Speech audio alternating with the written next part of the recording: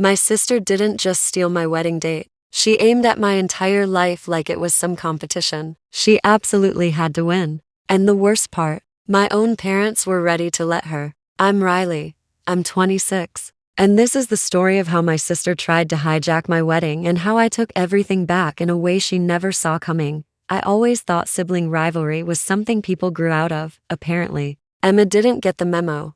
I'm the younger sister by 3 years. Emma is 29, tall, blonde, effortlessly social, basically the girl every teacher dotted on and every relative bragged about. I was the other one, the quiet one, bookish, more comfortable in jeans than dresses. Our parents, Linda and Mark, never said they had a favorite. They didn't have to. Oh, Emma, you got another promotion? Emma, you look so beautiful in that dress. Emma, of course Emma will be maid of honor at your wedding, Riley. She's your big sister. Growing up, if Emma wanted something, she got it even if it meant taking it from me. The bigger room, the last slice of cake. Even my first crush, Nate, when I was 15, she flirted with him at a school dance and kissed him in front of me. As a joke, when I cried, she rolled her eyes. Life is a competition, Rye, she told me once. If you don't want to lose, play better. I learned to stop competing, to stay in my lane, to keep my head down and build a life outside of my sister's shadow, and for a long time,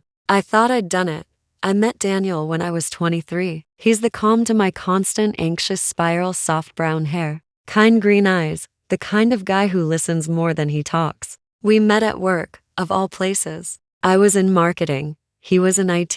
He fixed my laptop one day, joked about my 96 tabs, and somehow we ended up getting coffee. 3 years later, he proposed. He did it in the dorkiest, sweetest way possible at home. I'd just come back from a horrible day at work, makeup smudged, hair in a messy bun, bag sliding off my shoulder. I opened the door, and there he was, standing in the living room, surrounded by fairy lights, holding a ring.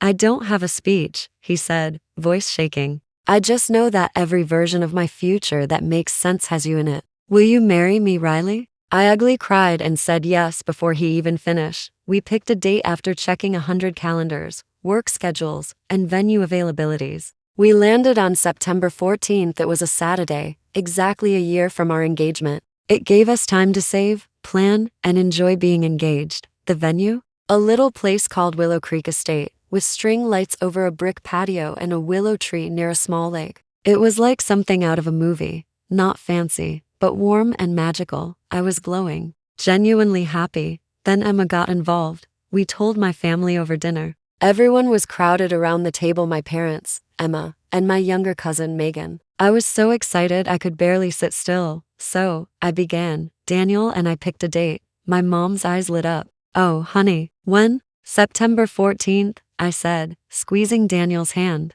At Willow Creek Estate. They had one spot left that month, and we got it. My dad whistled. You work fast. Megan clapped. That place is so pretty. My friend's sister got married there last year. Then Emma's smile faltered for just a split second. If I hadn't known her my entire life, I might have missed it. September 14th, she repeated, swirling her wine. Cute. That's soonish. A year, I laughed. Plenty of time. She tilted her head. Must be nice knowing what you want. There was something in her tone I didn't like, but I brushed it off. 2 weeks later, my mom called. Riley, she said, voice weirdly bright.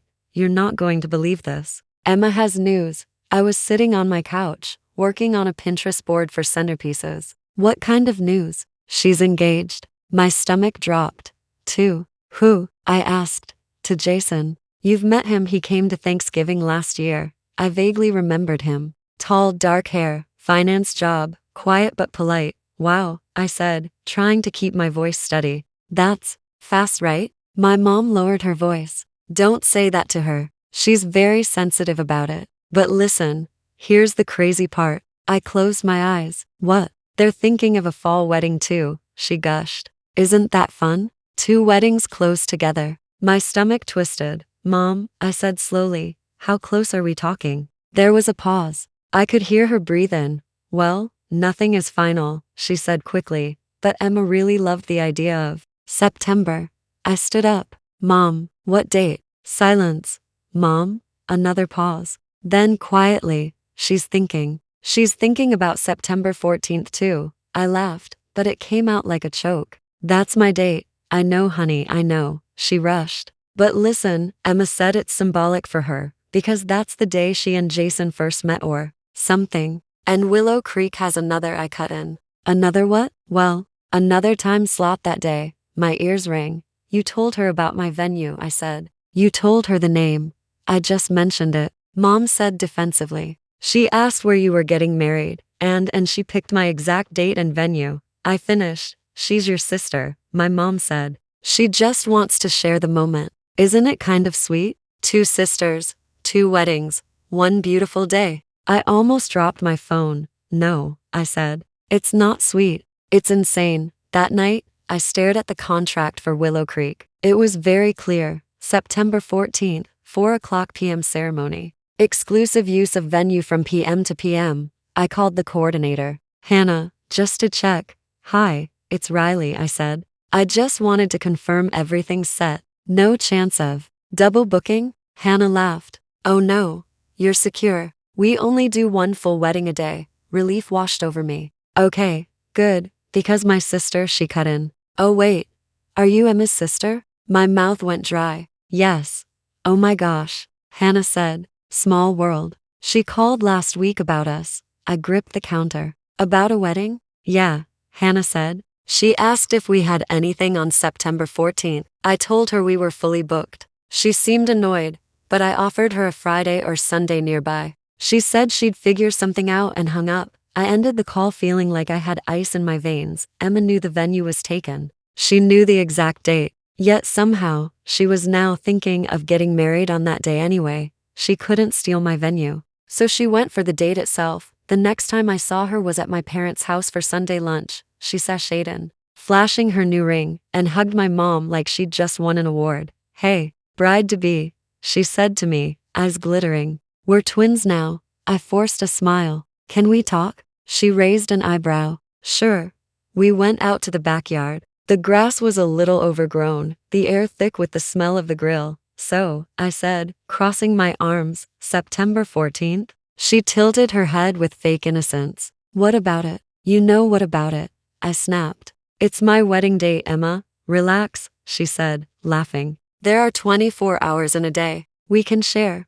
We're not sharing a wedding day, I said. That's not normal. Lots of people do joint weddings. I didn't sign up for a joint anything, I shot back. This is my wedding. I picked that date a month ago. You know that. Her smile dropped, and for the first time, I saw what was really underneath. You think you're the first person in the world to get married, Riley? She asked quietly. You think your wedding is some sacred national holiday we all have to schedule around? That's not what you've been walking around here glowing and giggling like you're the main character, she went on. Mom and Dad won't shut up about it. Do you have any idea how that feels? I'm older. I should be married by now. Instead, I had to watch everyone fuss over little Riley finally getting a ring. My throat closed. This isn't about you being older, I said. It's about you deliberately choosing my date. It's symbolic for me too, she snapped. Jason and I had our first real date on September 14th. I stared at her. You met him in November. Mom told me.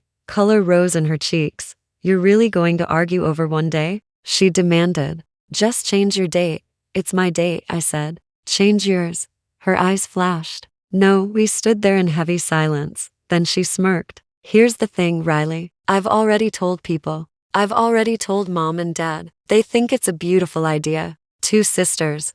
1 day. Double the love, double the joy, more like double the chaos. You're doing this on purpose, I whispered. She leaned in just enough for only me to hear. Life is a competition, she said softly. You remember that, right? And then she walked back inside. The following weeks were hell. My mom kept sending Pinterest ideas for combined sister photos and dual bride moments. What if we both walk down the aisle? She texted once, followed by a dozen heart emojis. My dad, who hates conflict, just kept saying, I'm sure we can make it work. Kiddo, Daniel was furious. This is insane, he said one night, pacing our living room. We'll move the date. We don't have to put up with this. Tears burned my eyes. Why do we have to move? Because your sister's not going to, he said gently. And I don't want you stressed out for a year. I'm already stressed out, I muttered. He stopped and knelt in front of me, taking my hands. Riley, he said, I'm marrying you.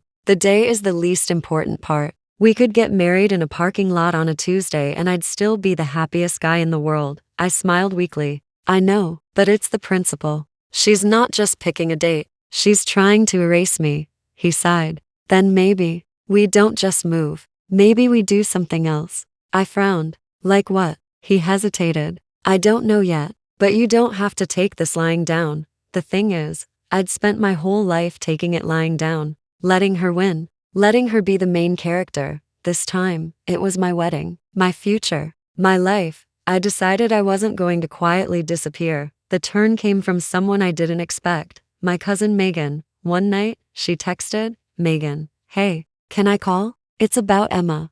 My stomach tightened. We got on the phone. Okay, don't freak out, she started. But I think you should see something. See what? I'm in this group chat with some girls from high school, Megan said. Emma's in it too because of that bachelorette party we did last year. She's been talking about your wedding. That tracks, I muttered. I'm going to send you screenshots, she said.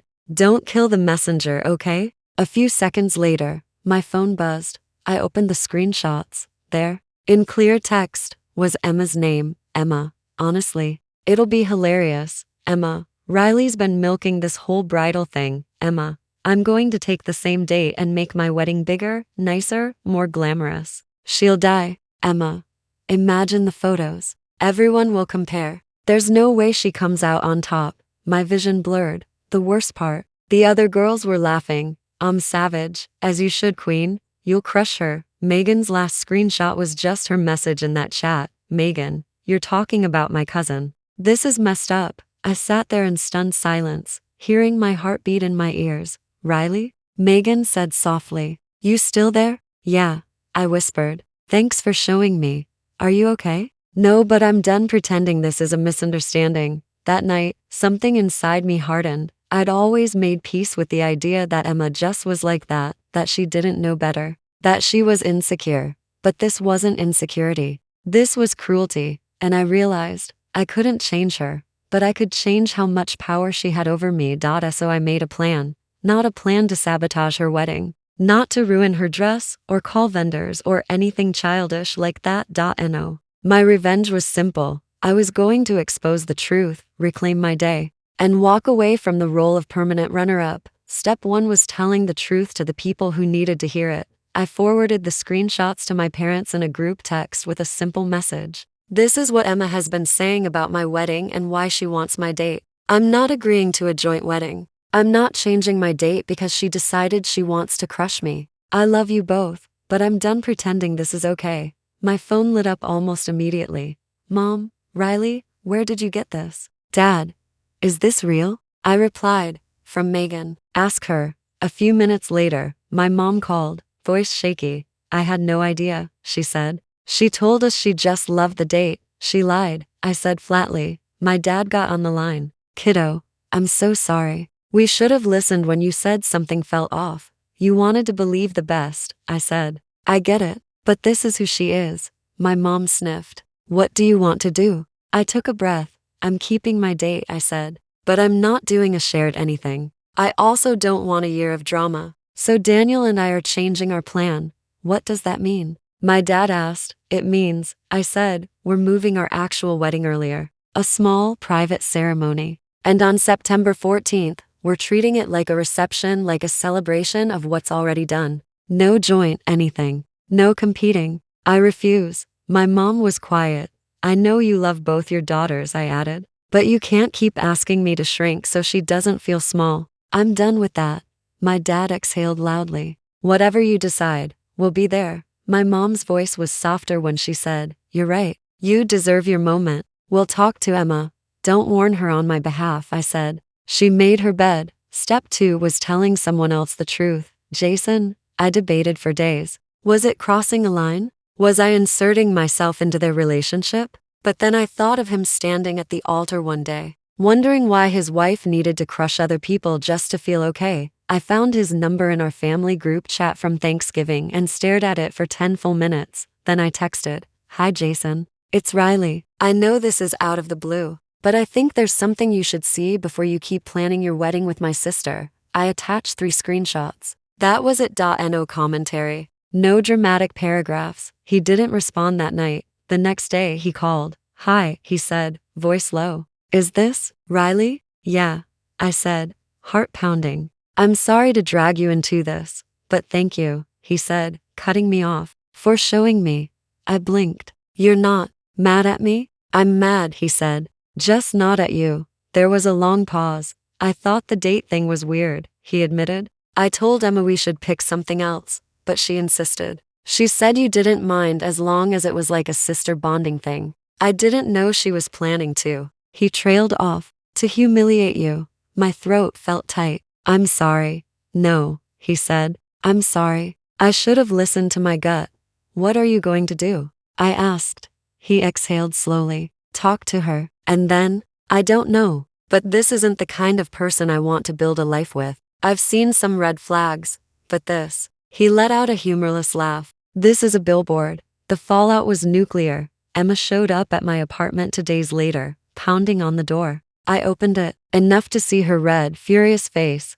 "How dare you send those screenshots to Jason?" she hissed. "How dare you write those things in the first place?" I shot back. "He called off the engagement." She yelled. "He said he needs time to think. You ruined my relationship." I folded my arms. "I didn't ruin anything. You did that all by yourself." Her eyes filled with tears. "You're just jealous I got engaged too." I stared at her. "Emma, you tried to weaponize my wedding. You wanted to make me feel small on purpose. You bragged about it. That's not what sisters do. You think you're so perfect." She spat. "No," I said quietly. "I just finally think I deserve better than this." She scoffed and wiped her eyes. "Mom and Dad will never forgive you." "I already talked to them," I replied. "They saw the messages too. They know the truth." For the first time in a long time, she looked rattled. "You're not the victim here," I added. "You're just not the main character anymore." She opened her mouth, closed it again, and then stormed off down the hall without another word. I closed the door and leaned against it, shaking. Daniel wrapped his arms around me from behind. "I'm proud of you," he murmured into my hair. "I feel awful," I whispered. "And also, weirdly free." "That tracks," he said softly. "You set a boundary. It hurts, but it's real." Our new plan ended up being better than anything I'd pinned on Pinterest. We moved our actual wedding up by 3 months. Hannah at Willow Creek was incredible. She helped us transfer as much as possible. We lost a deposit on one vendor, but honestly, it was worth the peace of mind. On a sunny June afternoon, under the willow tree, with about 30 people around us, close family, a few friends, we said our vows. My dress was simple but perfect. Daniel cried halfway through his vows, and so did I. There were birds somewhere in the branches, and the light filtered through the leaves like something holy. Emma wasn't there. She declined the invite with a one-line text. "Can't make it." Did it hurt? Yes. But looking around at the faces that were there, my parents, Megan, my best friend Chloe, it also felt right. It was our day, not a competition, not a performance, just us. September 14th still came. We kept Willow Creek booked as a celebration of marriage, essentially a big reception for extended family and friends who couldn't make the small ceremony. By then, the family group chat knew the truth. Emma had gone quiet. Jason never proposed. They'd broken up officially over the summer, on the morning of what would have been our original wedding date. My mom hugged me in the foyer of the venue. "You look beautiful," she said, eyes shining. "Thank you," I smiled. "No regrets?" "Only that I didn't have your backbone at your age," she said. "We let Emma get away with a lot because we thought it was just her personality, but that wasn't fair to you."